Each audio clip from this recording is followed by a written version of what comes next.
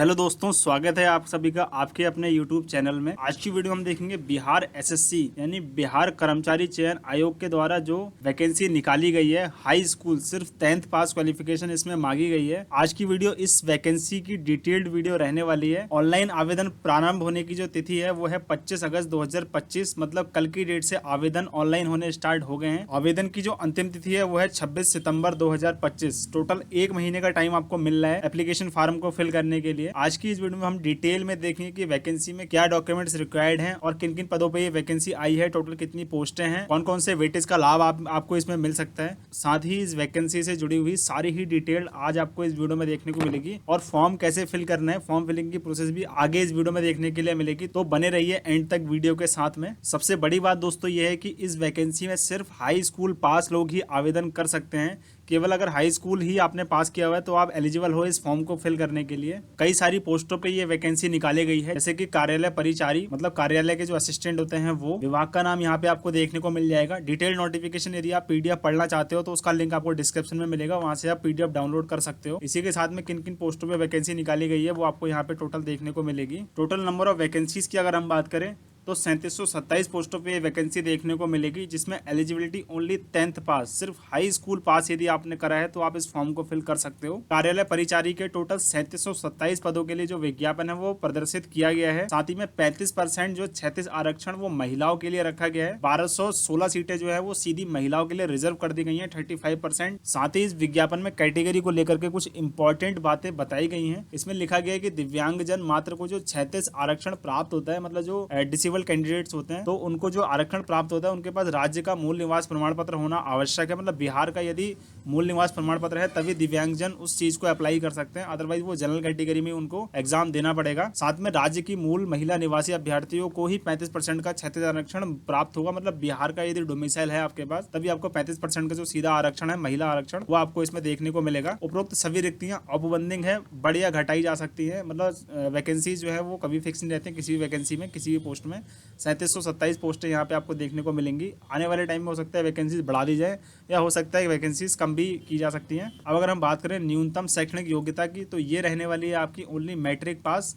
Matric मतलब कि high school पास में ही आपको ये वैकेंसी के लिए आप एलिजिबल हो इस फॉर्म को फिल करने के लिए। अब अगर हम बात करें आयु सीमा की तो अभ्यर्थियों के लिए जो आयु की गणना है वो 1 अगस्त 2025 के आधार पर की जाएगी। न्यूनतम आयु जो है वो 18 वर्ष इस डेट को होनी चाहिए। यदि उससे कम है तो फिर आप एलिजिबल नहीं हो। सभी कोटियों के लिए लिखा गया, मतलब 18 वर्ष मिनिमम एज है, मिनिमम एज 18 वर्ष होनी चाहिए।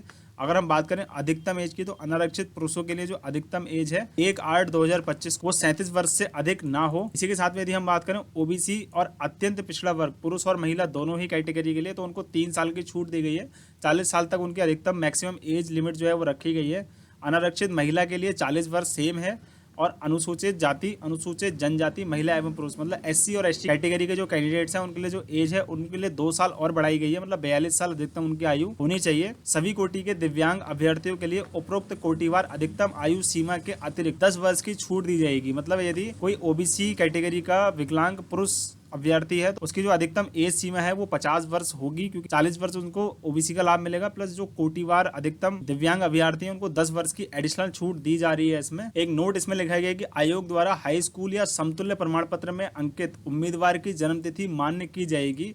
मतलब हाई स्कूल के हिसाब से आपकी जो डेट ऑफ बर्थ है वो मान्य होगी, उसी के हिसाब से आपकी एज कैलकुलेट की जाएगी। काफी कुछ नोटिफिकेशन में आपको देखने को मिलेगा। पीडीएफ का लिंक मैं आपको डिस्क्रिप्शन में दे दूंगा, वहां से आराम से जाकर इसको पूरा प्रॉपर तरीके से पढ़ सकते हैं। परीक्षा की जो प्रकृति होगी वो वास्तुनिष्ठ मल्टीपल चॉइस क्वेश्चन, मतलब कि एक क्वेश्चन होगा उसके 4 आंसर होंगे, 4 में से एक आंसर सही होगा जिसको आपको टिक लगाना है। अब हम बात करें प्रारंभिक परीक्षा में मात्र एक ही सामान्य ज्ञान का प्रश्न पत्र होगा, जिसमें कि निम्नलिखित विषय होंगे: सामान्य अंक गणित, सामान्य ज्ञान और सामान्य हिंदी, बहुविकल्पीय और वस्तुनिष्ठ प्रकार के जो क्वेश्चन आपको उसमें देखने को मिलेंगे। प्रश्नों की टोटल संख्या 100 होगी। एक सही आंसर देने पे आपको 4 अंक दिए जाएंगे और एक गलत उत्तर पे 1 अंक काट लिया जाएगा। मतलब 25% की कटौती इसमें होनी है। परीक्षा की जो अवधि है वो 2 घंटे की रखी गई है। नियम अनुसार दिव्यांग अभ्यर्थियों के लिए 20 मिनट की अतिरिक्त 20 मिनट का अधिक समय प्रोवाइड करवाया जाएगा। तो प्रारंभिक परीक्षा है वो हिंदी और इंग्लिश दोनों माध्यम में आपको देखने को मिलेगी। इसी के साथ में सामान्य अंक गणित के जो है वो अंक 30 रहेंगे, सामान्य ज्ञान के अंक 40 रहेंगे और सामान्य हिंदी के जो अंक हैं वो 30 रहेंगे। टोटल मिलाकर के ये 30, 30 30 और 40 100 नंबर का आपको क्वेश्चन पेपर देखने के लिए मिलेगा। जो सिलेबस में आने वाली चीजें हैं वो भी आपको यहाँ पे आपकी स्क्रीन पे शो हो रही है। पीडीएफ आपको प्रोवाइड करवा दी जाएगी, आप वहां से डाउनलोड करके पूरी पीडीएफ रीड कर सकते हो। क्वालिफाइंग मार्क्स की अगर हम बात करें तो कार्मिक एवं प्रशासनिक सुधार विभाग द्वारा निर्गत क्वालिफाइंग मार्क्स हैं वो हैं अनारक्षित वर्ग के लिए 40%, पिछड़ा वर्ग के लिए 36%, अति पिछड़ा वर्ग के लिए 34%, अनुसूचित जाति और जनजाति के लिए 32% और महिला वर्ग के लिए भी 32% और दिव्यांग वर्ग सभी कास्ट के जो दिव्यांग है उनके लिए भी 32% रखा गया है। परीक्षा शुल्क की यदि हम बात करें तो सामान्य वर्ग, पिछड़ा वर्ग, अत्यंत पिछड़ा वर्ग के पुरुष अभ्यर्थियों के लिए जो एप्लीकेशन फीस है वो 540 रुपए रहने वाली है। अनुसूचित जाति, अनुसूचित जनजाति, बिहार के स्थायी निवासी जिनके पास बिहार का स्थायी निवास है वो कैटेगरी का लाभ ले सकते हैं। एससी और एसटी कैटेगरी का उनके लिए जो फीस है वो 135 रुपए रखी गई है। सभी श्रेणी के दिव्यांग अभ्यर्थियों के लिए जो फीस है वो 135 रुपए रखी गई है और सभी श्रेणी की महिलाओं के लिए भी जो फीस है वो 135 रुपए रखी गई है। बिहार राज्य के बाहर के सभी श्रेणी के महिला और पुरुष उनके लिए जो फीस है वो 540 रुपए इसमें रखी गई है। इसी के साथ में लिखा हुआ है प्रक्रिया शुल्क और सेवा कर अभ्यर्थियों से अलग से लिया जाएगा, जो कि ऑनलाइन पोर्टल के माध्यम से जमा करना सुनिश्चित कर सकते हैं। 25 तारीख को ओपन हो गए हैं, 24 तारीख तक आप फॉर्म फिल कर सकते हैं, 24 तारीख तक आप फीस की पेमेंट भी कर सकते हैं। आरक्षण की बात करें तो बिहार के डोमिसाइल होने पे आपको जितने भी आरक्षण है वो सभी इसमें देखने के लिए मिल जाएंगे। एप्लीकेशन फॉर्म की डेट्स की अगर हम बात करें तो ऑनलाइन आवेदन जो है वो 25 अगस्त 2025 से स्टार्ट हो चुके हैं। फीस जमा करने की जो लास्ट डेट है वो है 24 तारीख और ऑनलाइन आवेदन फॉर्म भरने की जो लास्ट डेट है वो है 26 तारीख 26 सितंबर 2025। ऑनलाइन आवेदन फॉर्म फिल करने के लिए सबसे अहम दस्तावेज जो है वो है मैट्रिक का अंक पत्र, मतलब हाई स्कूल का रिजल्ट और सर्टिफिकेट, स्थायी निवास या आवासीय प्रमाण पत्र, यदि नहीं है तो आप जनरल कैटेगरी में माने जाएंगे। जाति प्रमाण पत्र या जो भी कैटेगरी का लाभ लेते हैं उसका सर्टिफिकेट आपको प्रोवाइड करवाना पड़ेगा। ऑफिशियल वेबसाइट है bssc.bihar.gov.in, इस पे एप्लीकेशन फॉर्म उपलब्ध है। ये अभी हम कैसे फिल करना है वो हम अभी देखेंगे। तो दोस्तों लगभग हमने नोटिफिकेशन की डिटेल जो है वो डिस्कस कर ली है। अब हम देखते हैं कि एप्लीकेशन फॉर्म कैसे फिल करना है। ऑफिशियल वेबसाइट पे आना है, इसका लिंक आपको डिस्क्रिप्शन में देखने को मिल जाएगा। यहाँ पे आपको कुछ डेट्स यहाँ पे दिखी गई है, जैसे कि एप्लीकेशन फॉर्म स्टार्ट हुआ है 25 तारीख को, 24 तारीख को इसकी लास्ट डेट है एप्लीकेशन फीस जमा करने की और 26 तारीख को एप्लीकेशन फॉर्म फिल करने की लास्ट डेट है। SBI का पेमेंट गेटवे में रखा गया है। सपोर्ट के लिए आपको यहाँ पे कॉन्टैक्ट नंबर और ईमेल आईडी प्रोवाइड कर दी गई है।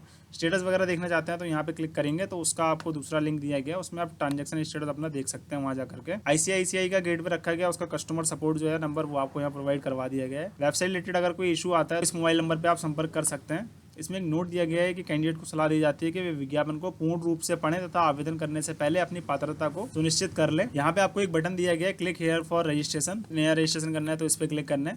बाकी यहाँ पे कुछ मेन्यू भी दिए गए हैं, जैसे कि ऑनलाइन सर्विस में रजिस्ट्रेशन के लिए आप यहाँ भी क्लिक कर सकते हैं। रजिस्ट्रेशन आपने कर लिया, सेकंड टाइम आपको लॉगिन करना है तो आप लॉगिन के लिए यहाँ क्लिक कर सकते हैं।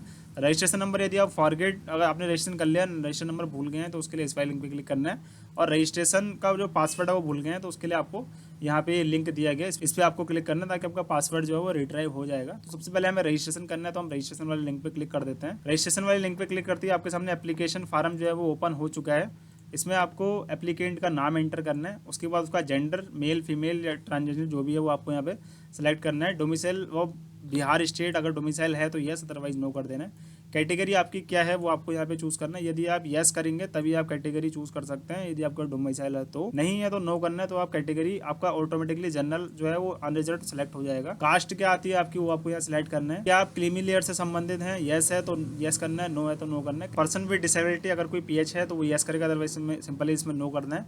अगर यस करते हैं तो फिर किस टाइप की डिसेबिलिटी है उसको आपको यहाँ पे चूज करना है, परमानेंट है या टेम्परेरी है। फिर इसमें लिखा गया are you a person with minimum 40% disability, disable person इसमें यस करेंगे, 40% ज्यादा है तो अदरवाइज में सिंपली नो कर देना है। एक्स सर्विसमैन अगर है तो उसका भी आपको इसमें लाभ देखने को मिल जाएगा, उसमें अगर एक्स सर्विसमैन है तो यस करना है, अदरवाइज नो कर देना है। यदि आप एक्स सर्विसमैन में यस करते हैं तो आपको डॉक्यूमेंट प्रोवाइड करवाने पड़ेंगे। सर्विस इन डिफेंस, रक्षा में जो सेवा की है वो कितने साल की है, अगर आप इसमें यस करते हैं तो उस कंडीशन में ये वाला ऑप्शन ओपन होगा। उसके बाद इसमें लिखा है कि 1963 से NCC से विमुक्त होने के बाद बिहार सरकार के अधीन क्या काम कराए, अगर कराए तो यस, अदरवाइज नहीं कराए तो नो। बिहार सरकार के अंडर में यदि आपने काम करा है रेगुलर या नियमित किसी भी प्रकार की 3 साल की सेवा नहीं है तो इसमें यस करना है, अदरवाइज में सिंपली नो कर देना है। नंबर ऑफ अटेम्प्ट्स, आपने कितने नंबर ऑफ अटेम्प्ट्स इसमें दिए गए हैं। अगर आपने इससे पहले भी इस चीज़ का BSSC का फॉर्म भरा है तो आपको यस करना है, अदरवाइज में नो कर देना है। बाकी इसमें नंबर ऑफ अटेम्प्ट पूछे गए हैं, आपने कितने दिए हैं, 1 2 3 4 5, वो अपने हिसाब से आपको इसमें फिल कर देना है। मोबाइल नंबर आपको यहाँ पे अपना दर्ज करना है, कंफर्म मोबाइल नंबर करना है। उसके बाद ईमेल आईडी इस वाले टाइम में एंटर करनी है, यहाँ पे कंफर्म कर देनी है ईमेल आईडी को। आपकी डेट ऑफ बर्थ यहाँ पे सिलेक्ट करके आपको एंटर कर देनी है। यहाँ पे आपको आपकी एज देखने के लिए मिल जाएगी। उसके बाद आपको ये कैप्चा कोड जो शो हो रहा है उसको आपको इस वाले टैब में एंटर करना है और यहाँ पे सेव एंड कंटिन्यू का बटन है, इस पे क्लिक कर देना है। सबमिट करते ही कंफर्मेशन पेज आपके सामने ओपन होगा। इसमें आपको सारी ही डिटेल अपनी प्रॉपरली चेक करनी है। यदि कोई एरर आपको दिखता है तो एडिट का यहाँ पे बटन दिख रहा है, उस पर क्लिक करना है। यदि आपको लगता है कि हाँ सारी डिटेल आपकी सही है तो कंफर्म एंड नेक्स्ट का जो बटन है इस पे क्लिक कर देना है। क्लिक करते ही जो रजिस्ट्रेशन वाली प्रोसेस है वो आपकी कंप्लीट हो चुकी है। Your registration number and password have been send to your registered email and mobile number, और आपका जो रजिस्ट्रेशन नंबर वो आपकी स्क्रीन पे यहाँ पे शो होगा। उसके बाद यहाँ पे बटन दिया गया है क्लिक हेयर फॉर लॉगिन। आप इस वाले बटन को भी यूज कर सकते हैं लॉगिन करने के लिए। अब आप लॉगिन पेज पे आ गए हैं। यहाँ पे आपको अपना रजिस्ट्रेशन नंबर एंटर करना है। मोबाइल नंबर पे जो पासवर्ड आया है उसको इस वाले टाइम में एंटर करना है आपको।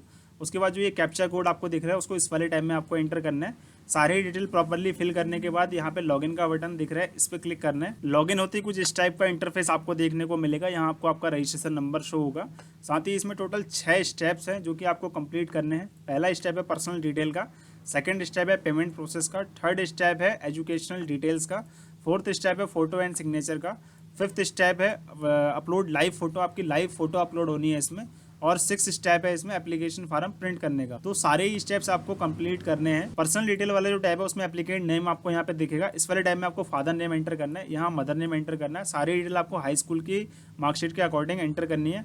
ये सारी डिटेल हमने रजिस्ट्रेशन के टाइम पे एंटर की थी, वो आपको यहाँ पे ऐसे ही दिखेगी। नेशनलिटी में आपको इंडियन सेलेक्ट करना है। अगर आपके पास आधार कार्ड है तो आपको यस करना है, नहीं है तो नो करना है। यस मोस्टली लोगों के पास होगा तो यस करना है। यहाँ पे आधार नंबर आपको एंटर करना है इस वाले टाइम में। उसके बाद इस वाले टाइम में आपको आपकी फोटो आईडी प्रूफ सेलेक्ट करनी है। Aadhaar card, voter ID card, driving licence, PAN card और पासपोर्ट, 5 ऑप्शन दिए गए हैं। कोई भी सिलेक्ट कर सकते हो। जो भी चीज़ सिलेक्ट करते हो उसका नंबर आपको यहाँ पे एंटर कर देना है। आइडेंटिफिकेशन मार्क आपको इस वाले टाइम में एंटर करना है। नेक्स्ट इसमें पूछा गया है कि क्या कभी आपको किसी भी चयन आयोग के द्वारा प्रतिबंधित किया गया, अगर ऐसा कुछ है तो यस करना है, सिंपली नो कर देना है। उसके बाद इसमें लिखा गया name of the UPSC state commission. अगर कभी ऐसा कुछ हुआ है तो कब से कब तक आप पे बैन लगाया गया था वो सब आपको यहाँ पे दर्ज कर देना। उसके बाद आपको पत्राचार मतलब कॉरेस्पॉन्डेंस एड्रेस, प्रेजेंट एड्रेस यहाँ पे आपको अपना प्रोवाइड करवाना है। सारी ही डिटेल एड्रेस की आपको यहाँ देखने को मिल जाएगी। पहले आपको यहाँ पे अपना एड्रेस प्रॉपरली लिखना है। गली मोहल्ले का नाम यहाँ लिखना है, पुलिस स्टेशन का नाम इस वाले टाइम में लिखना है, डाकघर का नाम इस वाले टाइम में एंटर करना है, आपका राज्य सेलेक्ट करना है, उसके बाद डिस्ट्रिक्ट सेलेक्ट करना है और पिन कोड इस वाले टाइम में आपको एंटर कर देना है। यदि आपकी दोनों ही डिटेल सेम है, परमानेंट और प्रेजेंट एड्रेस, तो इस छोटे से चेकबॉक्स पर क्लिक करोगे आप एड्रेस जो है कॉपी हो जाएगा। यदि दोनों अलग है तो इस चेकबॉक्स पर क्लिक नहीं करना है, बल्कि यहाँ पे आपको जो आपका परमानेंट एड्रेस है उसमें एड्रेस, मोहल्ला, पुलिस स्टेशन, डाकघर, स्टेट और आपका जो डिस्ट्रिक्ट और पिन कोड यहाँ पे आपको दर्ज कर देना। उसके बाद ये सबमिट का बटन है, सबमिट के बटन पे क्लिक कर देना है। क्लिक करते ही आप जो है सेकंड स्टेप पे पहुंचेंगे, पेमेंट कटेगी आपकी। उसके बाद आपको आपकी एजुकेशन की डिटेल प्रोवाइड करवानी है, फोटो और सिग्नेचर अपलोड करना है, फिर आपका एक लाइव फोटो खींचेगा वो आपको खिंचवाना है। एप्लीकेशन कंप्लीट हो जाएगा। एप्लीकेशन फॉर्म की जो रिसिप्ट है वो आपको उसका आपको प्रिंट आउट करा करके या पीडीएफ फॉर्म में सेव करके आप रखना चाहें तो रख सकते हैं। बाकी दोस्तों इस फॉर्म को फिल करने में यदि कोई परेशानी आती है, रिलेटेड कोई भी मन में सवाल है तो कमेंट बॉक्स में पूछ सकते हैं। आज की वीडियो में लगभग दोस्तों इतना ही। अब हम मिलते हैं नेक्स्ट वीडियो में। बने रहिए चैनल के साथ में। Thank you.